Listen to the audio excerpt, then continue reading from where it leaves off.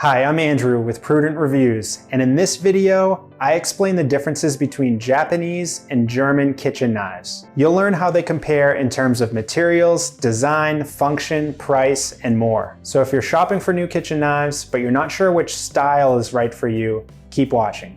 One of the main differences between Japanese and German knives is the blade material. Japanese blades are typically made with harder steel. Hard steel can tolerate and retain an extremely sharp edge, but it's more brittle and prone to chipping. This is why Japanese knives are best for vegetables and fish rather than cutting through squash or chopping through bones. German blades are softer and less likely to chip or break. A softer steel with less carbon content is also easier to sharpen and more resistant to corrosion and rust. The downside is that it loses its edge quicker and requires more frequent sharpenings. Traditional Japanese knives usually have wood or wood composite handles. They're aesthetically pleasing and lightweight. For example, shun knives are equipped with comfortable and moisture-resistant pakka-wood handles. Oisha knives are made with European maples burr that's stabilized in a dryer room for 2 years. This material is extremely lightweight. Typically, German knife handles are made from synthetic materials like palm or polypropylene. German knife handles are typically larger and heavier, however, every brand is different.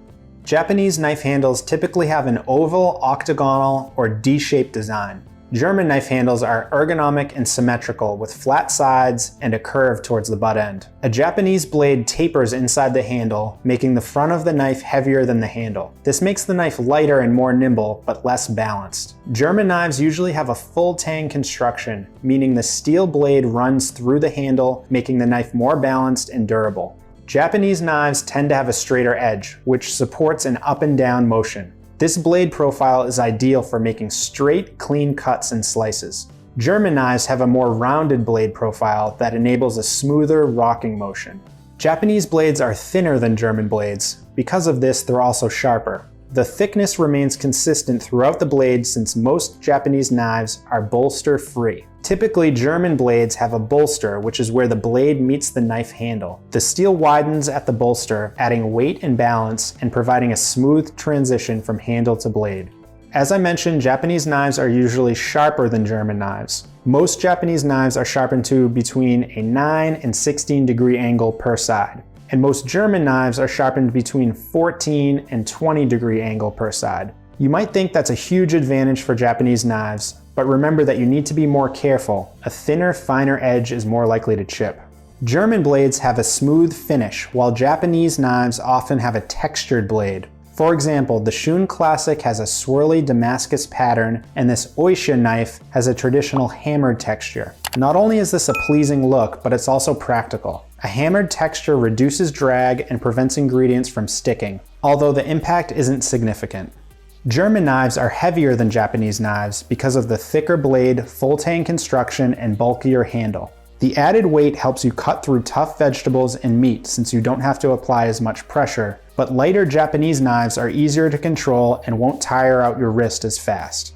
The price of knives depends greatly on the brand you buy, but in general, Japanese knives are more expensive than German knives because the blade is often built in layers and more craftsmanship is involved during the process. For example, a quality German chef's knife costs around $150, but many Japanese chef's knives go for well over $200 and sometimes over $300.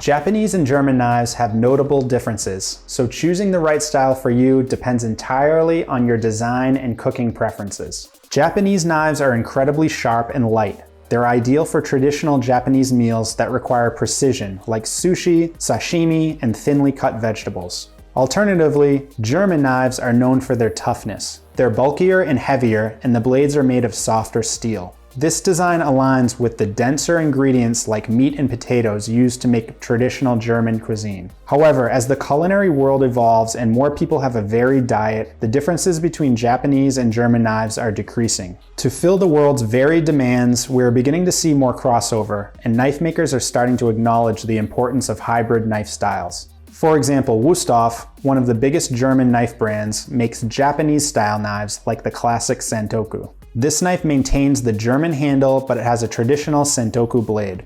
And Mac, a Japanese brand, makes a highly rated chef's knife with a German-style handle, but a thin, nimble, and ultra-sharp Japanese-style blade. Overall, I recommend a Japanese knife if you cook a lot of seafood or vegetables. If you eat a lot of meat, potatoes, and hearty foods, a German knife might be your best bet. If you like a thin, super sharp blade but prefer a German-style handle, consider a hybrid like the Mac.